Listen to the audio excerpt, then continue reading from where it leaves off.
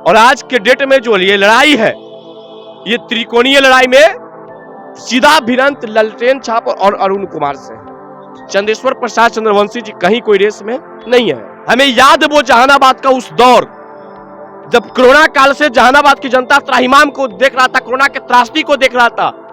हमने उस मां को भी जहानाबाद के सदर अस्पताल के गेट पर रोते हुए देखा है, जिसका बेटा एम्बुलेंस के कमी के कारण दम तोड़ा है। मैंने उस पत्नी को भी जहानाबाद के सदर अस्पताल में रोते देखा है, जिसका पति एम्बुलेंस के बिना अपनी जान को हट दे दिया है। तो उस समय हमारे सांसद महोदय दिल्ली के आवास में एसी वाले कमरे में पड़े हुए थे, जहानाबाद की जनता का हाल चाल नहीं ले रहे थे, और निर्लज की तरह मीडिया में आकर के बयान दे रहे हैं कि हम तो 2 महीना छोड़ के बाकी सब दिन क्षेत्र में थे। तो क्षेत्र में कहां थे, किसके यहां थे, ये सवाल है। आपने अभी तक 5 साल में कितना शिलापट दिखाया आपका नाम का, कितने शिलापट आपके नाम के हैं, दिखाइए चल के। क्या आपने बनाया, कौन से गली, कौन से रोड, कौन सी सड़क, कौन सा विद्यालय, कौन सा अस्पताल, कौन सी रोजगार की आपने व्यवस्था किया, जो आपको 5 सालों में जनता जहानाबाद की वोट दे। यही कैंडिडेट है जो 3 महीना पहले नरेंद्र मोदी हाय हाय, नरेंद्र मोदी हाय हाय, देश बचाओ मोदी हटाओ, देश बचाओ मोदी हटाओ का नारा दे रहे थे। अब फिर उन्हीं के नाम पे वोट मांगने चले। तो जहानाबाद की जनता को आप मूर्ख समझ लिए क्या? मोदी समर्थक जो मोदी को दिल में रखता है, मैं भी मोदी को दिल में रखता हूं। मैं भी चाहता हूं देश के प्रधानमंत्री मोदी बने, लेकिन मैं नहीं चाहता हूं जहानाबाद से चंद्रशेखर प्रसाद चंद्रवंशी जीते। क्यों? क्योंकि नीतीश कुमार जी की कोई गारंटी नहीं कि मोदी जी के साथ ये रहेंगे।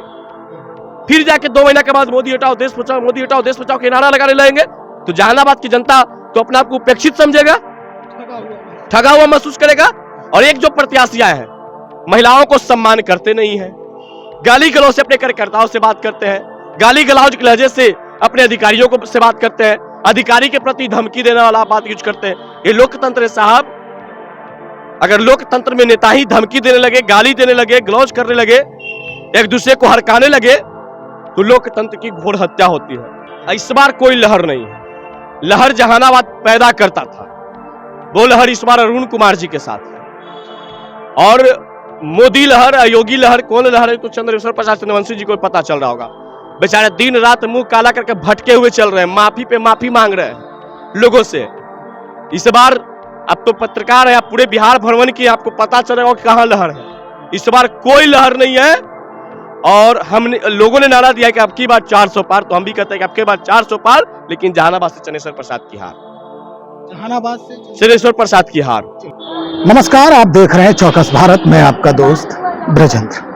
भाई, जहानाबाद लोकसभा सीट को लेकर काफी चर्चाएं जो हैं अब गर्म दिख रही है।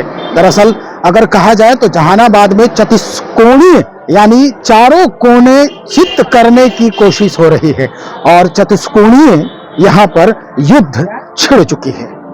एक तरफ जहां पहले के जो सांसद हैं चंदेश्वर चंद्रवंशी, वो अपना किस्मत आजमा रहे हैं दोबारा फिर से कि यहाँ की जनता इनको फिर से मैंडेट देती है या नहीं देती है, जनता के दिल में है अभी या नहीं है, ये पता चलेगा। वहीं दूसरे तरफ पूर्व सांसद और जहानाबाद के ही निवासी हैं डॉक्टर अरुण कुमार, जो बीएसपी से अपना किस्मत आजमा रहे हैं।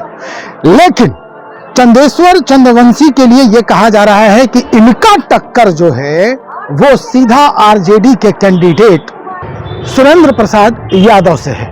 लेकिन अब कई सवाल जो हैं इस बाबत खड़े हो रहे हैं। हमारे साथ आज पुरुषोत्तम जी हैं, पुरुषोत्तम जी से हम बातचीत करेंगे। भाई, जहानाबाद के भी हैं और वीआईपी के पूर्व प्रवक्ता भी हैं, इन्हीं से हम बातचीत करेंगे कि पुरुषोत्तम जी, क्या माहौल है वहां? चतुष्कोणीय लड़ाई जो है अब शुरू हो चुका है। एक और नेता हैं जो कहा जा रहा है कि भूमिहारों के नेता हैं, वो भी अपना किस्मत आजमा रहे हैं। क्या लग रहा है आपको? देखिए, लोकतंत्र में किस्मत आजमाने का स्वतंत्रता सभी को है, लेकिन जहानाबाद का जो ही वर्तमान स्थिति है, हमने 20 दिन फील्ड में मेहनत करके आया है, लोगों की रुझान लेकर के आया है। सिर्फ और सिर्फ देखिए, हमने पहले भी कहा कि जो अभी देश में जो राजनीति हो रहा है, 2 धाराओं में हो रहा है, एक इंडिया गठबंधन तो एक एनडीए गठबंधन, लेकिन इन दोनों ने जहानाबाद को उपेक्षित किया है। महागठबंधन के जो प्रत्याशी, मतलब इंडिया गठबंधन के जो प्रत्याशी हैं, वो गया जिला के हैं, एनडीए के जो प्रत्याशी हैं वो पटना जिला के हैं। जो जहानाबाद नेतृत्व करता था, जो जहानाबाद नेता देता था, जो जहानाबाद नेतृत्व कर्ता को उत्पन्न करता था, आज वो जहानाबाद को आपने मजबूर कर दिया कि बाहरी कैंडिडेट को आप जहानाबाद से ला रहे हैं। तो ये दोनों जहानाबाद के लोगों ने, हर जात वर्ग के लोग को, हमने तो देखिए फॉरवर्डों की बात की शुरुआती दौर से, और हमारे ज्यादातर संबंध फॉरवर्ड समाज के लोगों से, खास करके भूमिहार ब्राह्मण समाज के लोगों से। उन समाज का भी यही कहना है कि अब हम लोग इस जहानाबाद के अस्तित्व को बचाने के लिए, जो भी जहानाबाद का बेटा होगा, जो भी जहानाबाद का निवासी होगा, जो इन दोनों से टकराने में अपने आप को प्रबल दावेदार समझता होगा, मैं उसके साथ हूं। उसमें अरुण कुमार 1 नंबर पे है। और आज के डेट में जो ये लड़ाई है, ये त्रिकोणीय लड़ाई में सीधा भिड़ंत ललटेन छाप और अरुण कुमार से है। चंदेश्वर प्रसाद चंद्रवंशी जी कहीं कोई रेस में नहीं है। और उनको जनता ने 5 साल विश्वास किया मोदी जी के नाम पे। फलस्वरूप जनता को क्या मिला? 1600 करोड़ रुपया का एम्बुलेंस घोटाला।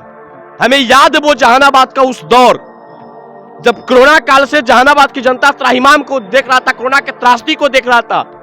हमने उस मां को भी जहानाबाद के सदर अस्पताल के गेट पर रोते हुए देखा है, जिसका बेटा एम्बुलेंस के कमी के कारण दम तोड़ा है। मैंने उस पत्नी को भी जहानाबाद के सदर अस्पताल में रोते देखा है, जिसका पति एम्बुलेंस के बिना अपनी जान को हट दे दिया है। तो उस समय हमारे सांसद महोदय दिल्ली के आवास में एसी वाले कमरे में पड़े हुए थे, जहानाबाद की जनता का हाल चाल नहीं ले रहे थे, और निर्लज की तरह मीडिया में आकर के बयान दे रहे हैं कि हम तो 2 महीना छोड़ के बाकी सब दिन क्षेत्र में थे। तो क्षेत्र में कहां थे, किसके यहाँ थे, ये सवाल है। आपने अभी तक 5 साल में कितना शिलापट दिखाया आपका नाम का? कितने शिलापट आपके नाम के हैं? दिखाइए चल के, क्या आपने बनाया? कौन से गली, कौन से रोड, कौन सी सड़क, कौन सा विद्यालय, कौन सा अस्पताल, कौन सी रोजगार की आपने व्यवस्था किया, जो आपको 5 सालों में जनता जहानाबाद की वोट दे मोदी जी के नाम पे?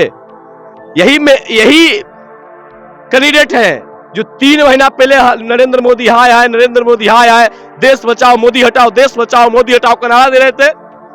अब फिर उन्हीं के नाम पे वोट मांगने चले। तो जहानाबाद की जनता को आप मूर्ख समझ लिए क्या? जहानाबाद क्रांतिकारियों की भूमि रहा है, नरसंहार का ये क्षेत्र रहा है। हर त्रासदी को जहानाबाद झेलने का अपने अंदर ताकत, साहस, एकता रखता है। और आप जैसे लोग बेवकूफ जहानाबाद की जनता को बुला रहे हैं। मोदी समर्थक जो मोदी को दिल में रखता है, मैं भी मोदी को दिल में रखता हूं।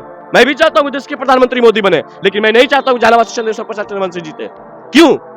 क्योंकि नीतीश कुमार जी की कोई गारंटी नहीं कि मोदी जी के साथ ये रहेंगे। फिर जाके 2 महीना के बाद मोदी हटाओ देश बचाओ, मोदी हटाओ देश बचाओ के नारा लगाने लगेंगे, तो जहानाबाद की जनता तो अपने आप को उपेक्षित समझेगा, ठगा हुआ महसूस करेगा।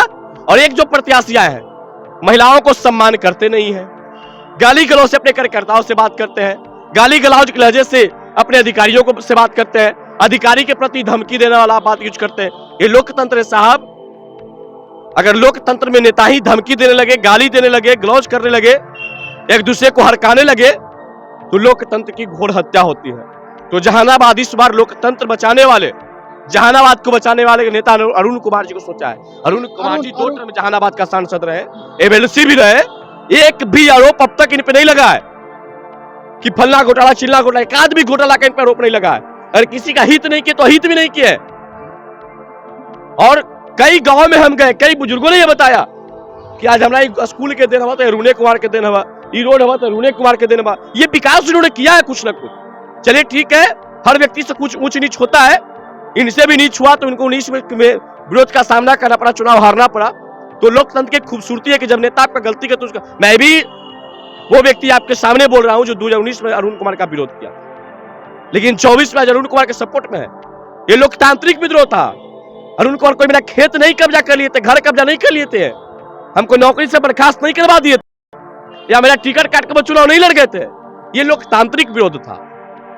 जहानाबाद के साथ पिछला उन्होंने गलत किया, लोकतंत्र के माध्यम से विरोध किए। अगर कोई व्यक्ति भटका हो और वो समझ के फिर वापस आए तो ऐसे व्यक्ति को सम्मान करना चाहिए। अरुण बाबू तो सम्मानित व्यक्ति है। पुरुषोत्तम जी, सबसे अहम सवाल यही बनता है कि भाई जहानाबाद एक ऐसा क्षेत्र है जो आप कह रहे हैं नक्सली क्षेत्र है, और खास करके जातीय जो गोलबंदी है यहाँ बड़ा हावी हो जाता है। अगर हम बात करें भूमिहारों की या बात करें ओबीसी या SC ST की, तो अब भूमिहार जो है उनका ये कहना हो रहा है कि भाई अरुण बाबू ऐसे पार्टी से चले गए जो हमसे हमेशा से नफरत करते रहा है। देखिए, मैं इस विचारधारा, इस पार्टी का विचारधारा का बिल्कुल खिलाफ हूं, और इसके विचारधारा के खिलाफ हमने हमेशा आवाज उठाया और आगे भी उठाएंगे। लेकिन एक बात आपको समझना होगा, एक भी पार्टी जो बताए बीजेपी फॉरवर्डों की राजनीति करती है, क्या इसके यहाँ एससी एसटी ओबीसी को टिकट मिलता है या नहीं मिलता है? बिहार की एक भी पार्टी बता जो सिर्फ एक जाति का पार्टी है।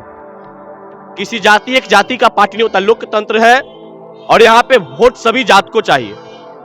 आज अगर अरुण बाबू के प्रति बसपा का जो भी समर्थक इनको प्रति लगे हुए, उसको भी तो दिल में जिज्ञासा था, जैसे आपको जिज्ञासा है कि भीम वाले के साथ चले गए, तो भीम वाले को भी तो जिज्ञासा है कि परशुराम वाले के साथ क्यों चले गए, भीम वाले को टिकट मिलना चाहिए था। क्या उनके अंदर ये दिल में बात नहीं है कि जहानाबाद से किसी रविदास समाज को कैंडिडेट बनाया जाता? तो जब आपके लिए वो दिन रात मेहनत कर रहा है, खड़ा है, रोड पे ढोलक बजा रहा है, घूम रहा है, आपका झंडा लेके चल रहा है, तो आपको तो वैसे व्यक्ति को साथ लेकर चलना ही नहीं चाहिए जी। आप बताइए, जो इस तरह का आरोप लगा रहे हैं उनसे ही मैं पूछना चाहता हूं, भविष्य में आप भी किसी पार्टी में जाइएगा, आप भी किसी का राजनीति कीजिएगा, तो सिर्फ और सिर्फ आपसे पार्टी नहीं चलती है। ये सच है कि अरुण बाबू भूमिहार हैं और भूमिहार उनका जो है इस कास्ट से ही जो है वो नफरत के शिकार हो रहे हैं। एक और कैंडिडेट जो है इसी कास्ट का वहां पे खड़ा है जिनका आशुतोष नाम है। देखिए, आशुतोष जी के प्रति हम कमेंट नहीं करेंगे। निश्चित रूप से एक युवा है, समाज के लिए उन्होंने भी नौछावर किया, अपने पूरे समय को समाज के साथ दिए हैं। लेकिन एक चीज आपको समझना होगा, मैं भी अरुण कुमार जी का समर्थन किया है, तो इसलिए नहीं समर्थन किया कि वो बसपा पार्टी से आए हैं। हमने अरुण कुमार जी का वैचारिक समर्थन किया है।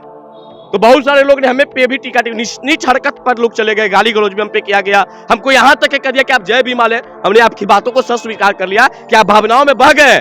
4 जून के बाद आपको पता चला कि ये पुरुषोत्तम जिस प्रकार से जो डंके के चोट पर सवर्णों की बात करता था, डंके के चोट पे करेगा। जब किसी के सामने स्वाभिमान बेच के राजनीति करना होता तो मुकेश सहनी हमारे लिए ठीक था, जनता दल यूनाइटेड ठीक था, वहां से क्या नहीं मिलता था। आप सबों को पता है कि मुकेश सहनी जी सबको क्या क्या लाभ मिलता था, लेकिन हमने लाभ त्यागा किस लिए? वहां पर सवर्ण विरोधी बात चलता था, वहां हमारे मानसिकता के खिलाफ बात चलती थी, हमने त्याग दिया। हम इसलिए नहीं त्याग देते कि हमको लोकसभा का टिकट कट गया था, विधानसभा का टिकट कट गया था, हम तो उस रेस में भी नहीं थे, लेकिन हमने त्याग किया है। बात रही समाज की ना, तो यही जय भीम वाले होली के समय में भूमिहारों पर अत्याचार जहानाबाद के खिजरसराय में कर रहे थे। कौन गया था वहां पे आवाज उठाने? मैं गया था और आगे भी जाएंगे। मैंने अरुण बाबू का समर्थन किया है, बसपा का समर्थन नहीं किया है। और उन्होंने जहानाबाद के नामांकन के भरे मंच से भी अपने आराध्य श्री भगवान परशुराम जी के बारे में बोले होंगे। जो लोग नहीं देखे, जाके वीडियो मेरे पेज के फुटेज पर जाके देखे, और गांधी मैदान में 25-30 हजार की संख्या में लोग बैठे थे, उनसे जाके पूछिए कि पुरुषोत्तम राज क्या बोला था। अरे ईमान बेचने वाला पुरुषोत्तम राज नहीं है, ईमान बेचना होता तो जदयू और भाजपा के जाके दलाली कर लेते हम। पुरुषोत्तम जी, क्या लग रहा है जहानाबाद में अब किसकी चलेगी?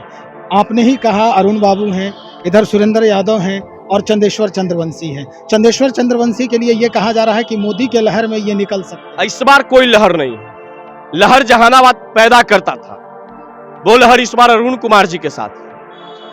और मोदी लहर, योगी लहर, कौन लहर है तो चंद्रशेखर प्रसाद चंद्रवंशी जी को पता चल रहा होगा। बेचारे दिन रात मुंह काला करके भटके हुए चल रहे हैं, माफी पे माफी मांग रहे हैं लोगों से। इस बार अब तो पत्रकार है, आप पूरे बिहार भ्रमण की, आपको पता चल रहा होगा कहां लहर है। इस बार कोई लहर नहीं है। और हमने लोगों ने नारा दिया कि अब की बार 400 पार, तो हम भी कहते हैं कि अब की बार 400 पार, लेकिन जहानाबाद से चंदेश्वर प्रसाद की हार। जहानाबाद से चंदेश्वर प्रसाद की हार। बहुत शुक्रिया जानकारी देने के लिए। पुरुषोत्तम राज हमसे बात कर रहे थे। दरअसल कई मसले हैं, कई मुद्दे हैं जिस पे आज चर्चा हुई है। भाई, अब की बार 400 पार ये भी स्वीकार रहे हैं, जहानाबाद की जनता भी स्वीकार रही है, लेकिन जो गोलबंदी है उसमें यह कहा जा रहा है कि अब की बार 400 पार और जहानाबाद से चंदेश्वर प्रसाद चंद्रवंशी की हार। तो ये जो नारा है वो कितना फलीभूत होता है 1 तारीख के मतदान में स्पष्ट हो ही जाएगा। और 4 तारीख को तो बिल्कुल क्लियर हो जाएगा कि कौन सिरमौर बनता है जहानाबाद का, कौन जनप्रतिनिधित्व करेगा लोकसभा में जहानाबाद से। तो चलिए इंतजार करते हैं और देखते हैं कि क्या कुछ परिदृश्य जहानाबाद का परिवर्तन होता है और कितना जो बातें जो आज चल रही है वो सही साबित होती है। बहुत शुक्रिया आपका।